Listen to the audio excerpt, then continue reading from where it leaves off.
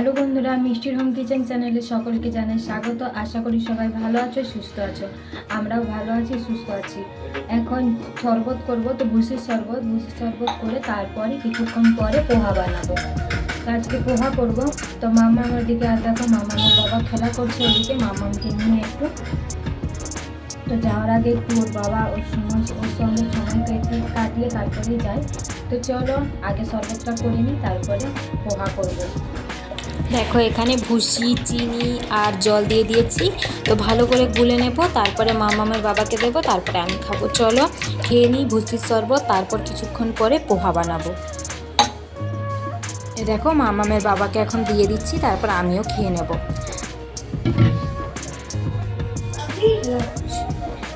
এ দেখো এখানে পোহা বানাতে লেগে গেছি। তো পোহার জন্য এখানে তেল দিয়ে দিচ্ছি পরিমাণে কম, অনেকটাই তেল কম লাগে এতে। তো দিয়ে দিলাম বাদাম, পরিমাণে অনেকটাই কম দিয়েছি।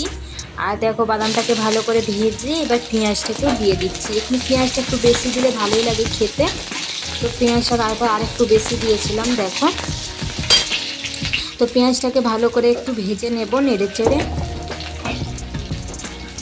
পেঁয়াজটা ভালো করে ভাজা হয়ে গেছে। এখন দেখো হলুদ আর কিছুটা তোমাদের ঝাল লাগলে পরিমাণে লঙ্কা গুঁড়ো দিও। তো আমি এখানে লঙ্কা গুঁড়ো হলুদ গুঁড়ো দুটোই দিয়েছি। ভালো করে একটু তেলের সাথে নেড়ে চেড়ে নেব। তারপরে ধুয়ে রাখা ছিঁড়াটা দিয়ে দেবো। এটা না পাতলা ছিঁড়া, জানো তো, এটাকে ওই মানে পেঁয়াজ কোটা বা বাদামটা ভাজার আগে ধুয়ে রেখে দিতে হবে, তাতেই এটা মানে একটা নরম নরম ভাব চলে আসবে। তো দেখো এবার ভালো করে নেড়ে চেড়ে নেব। নুন দিয়ে দিয়েছিলাম, তো নুন দিয়ে ভালো করে নেড়ে চেড়ে নিয়েছি। বেশিক্ষণ ভালো যাবে না, তাহলে শক্ত ভাব চলে আসবে। এটা কিন্তু নরম নরমই থাকে। তো দেখো হয়ে গেছে। এখন দুজনের পরিমাণে দুজনকে মানে আমরা দুজনে ভাগ করে নেব। দেখো এখানে দুজনে আমরা নিয়ে নিয়েছি দুটো ডিশে।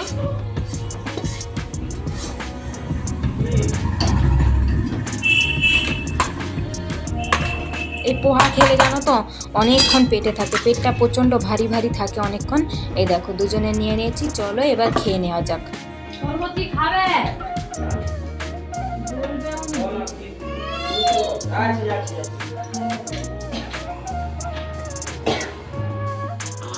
এ দেখো এদিকে আমার মামাম পোহা খেতে বসেছে। দেখো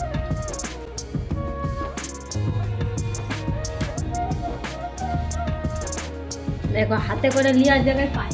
তো চলো পোহা খেয়ে নিই, তারপরে তোমাদের সাথে আবার দেখা হবে।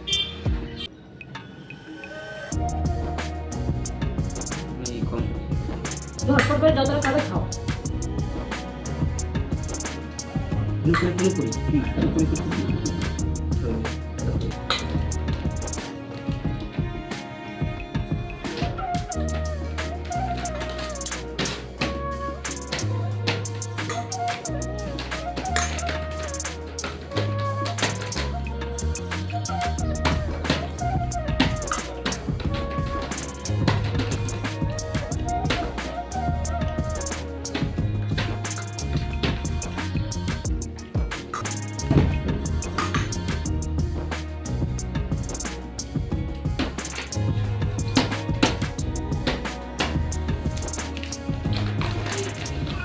দেখো জামা কাপড়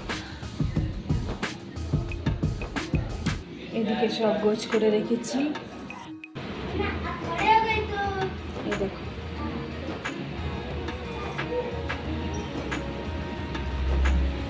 এই দেখো সাই বাবা।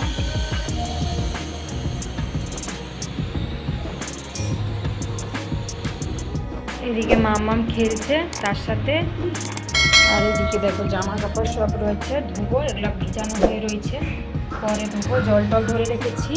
চলো এখন রান্না বান্না শুরু করব। দেখো এখানে মেথি শাক দিয়ে মুসুর ডাল বানিয়েছি। তো এটা ডাল নয়, শুকনা শুকনা হবে।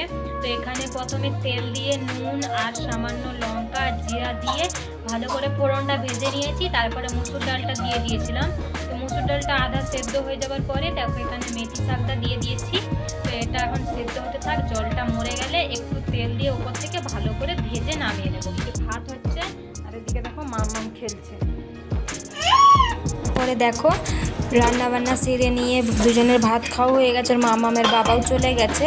তো বিকেলবেলা দেখো আমি বাসনগুলো ধুয়ে রেখেছিলাম, সেগুলো এখন ভালোভাবে গোছপাট করে নেব। তো ভালোভাবে গোছপাট করা থাকলে জিনিসপত্রগুলো খুঁজতেও সুবিধা হয় আর নিতেও সুবিধা হয় যেটা ওটা।